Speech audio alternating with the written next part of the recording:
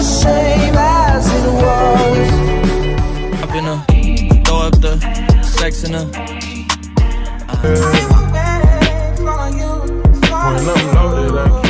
Pigeonhole, I'm a night out, it's a different mode. I'ma have to make a painting. Turn up the music, turn down the lights. Hold up, oh baby, baby, you won't break my soul. You won't break my soul. He wanna F-R-E-A-K. I bite my tongue, it's a bad habit. Lucky girl, she got married to a boy like you. Must be exhausting, always rooting for the anti-hero.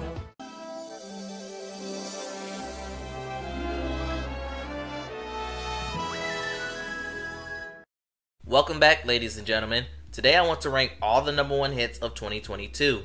I did this list last year for 2021 and I decided to do it again this year. This year, not counting the Mariah Carey Christmas song that annoys me to death, we only had 13 #1 hits compared to 19 last year.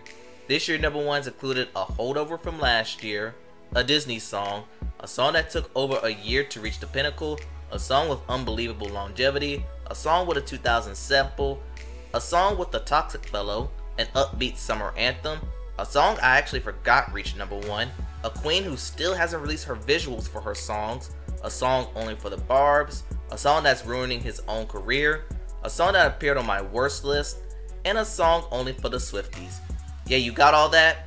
Good, because this year I'm doing something a little different. Instead of me ranking the songs from worst to best, I'm going to go in order, give a few words on the song, and then place them in a tier list, and in the end, I'll give my rankings. And with that being said, let's get into the hits. Before we begin, if you want to see music bios or more good videos like this, hit the subscribe button. And without further ado, on to our feature presentation.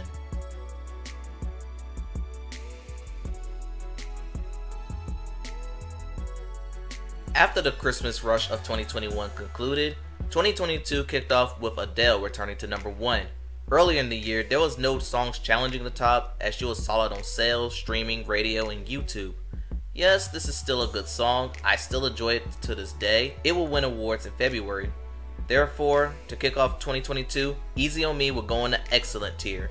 Let's see how many other songs can land here.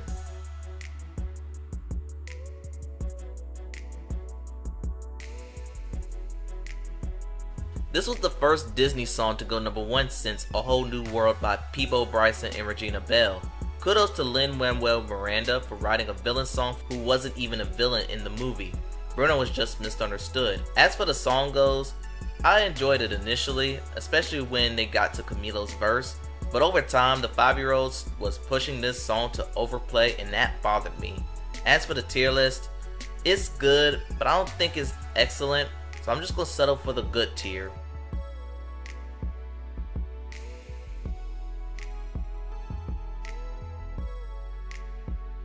This song took 58 weeks to go #1, which is a record for the longest climb to #1. Heat Waves will go on to last 91 weeks on the charts, surpassing Blinding Lights by The Weeknd. As for my opinions on the song, I don't like it, but given its longevity, it just avoids the mid tier or below. I'm also putting this song in the good tier for longevity and nothing else.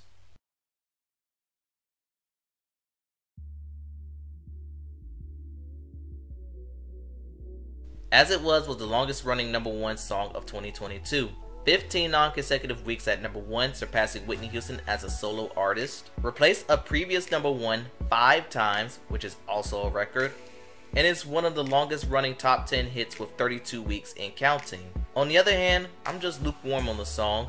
Not good enough for me to like, but not bad enough that offended me.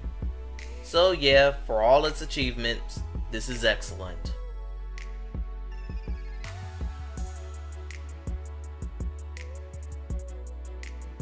The following week, Jack Harlow got his first solo #1, flipping the 2007 sample Glamorous by Fergie. It debuted at #1 and had another run once he released his album. The song is pretty good, excluding the sweet semen line. Luckily, Jack Harlow has a chill flow and he could get away with lines like that. And I'm kinda torn putting this between the excellent and good tier, but because of that sweet semen line, I gotta settle with the good tier.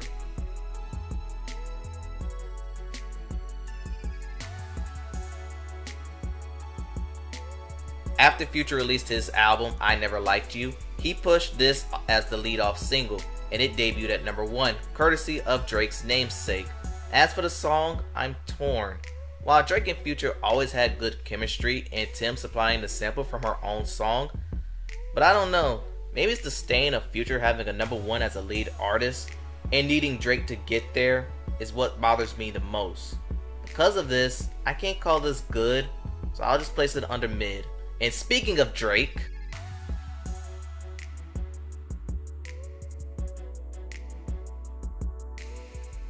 one of the few songs from Honestly Nevermind where he actually does rapping. Now honestly, this album sucked, and I didn't say Jimmy Cooks is the best song off that album, but that doesn't mean that the song is good. The song is basically the Dollar Tree version of Knife Talk, and Knife Talk is a far superior song, especially if you remove Drake from it. I can't call this good or even mid. This is bad.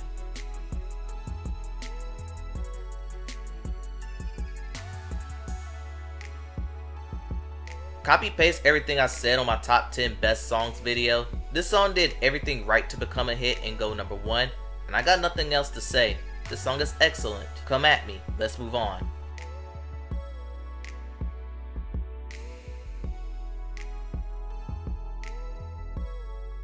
This is Beyonce's first solo number 1 since Single Ladies, and of course the Beehive was going to make this rise. But like with Wait With You, I'm torn. I'm supposed to like this song, but I'm not in tune. After the song left number 1, it went into freefall off the charts. The song is far from bad, but it's far from excellent. And this may be unpopular, but this song is mid to me. Sorry.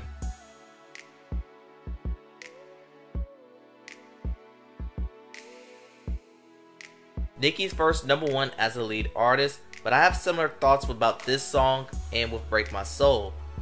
Another case where I'm supposed to like this song, but Nicki herself with her extracurricular activities and desperate need to be the best female hip hop artist is preventing me to liking this song more. Another unpopular take, this is another mid song. I've heard better from Nicki.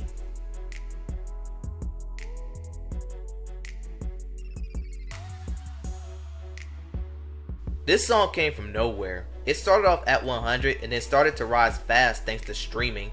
Yes, this song also appeared on my top 10 best songs of 2022, and I still like this song now, but I can't call this excellent. There are criticisms that prevent me from liking this more, like his singing and falsetto in the second verse. This is good, but not great. But it's better than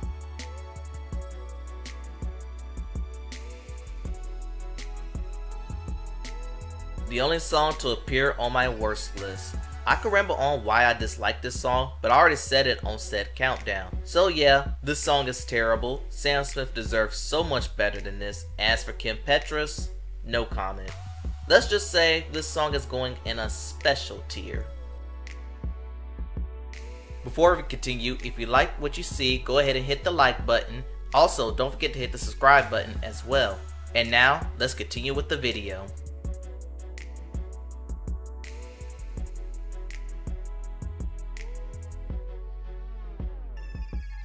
And last but not least, this is the most recent song to go number 1. Antihero came from Taylor Swift's record-breaking Midnights album, an album that I still haven't listened to.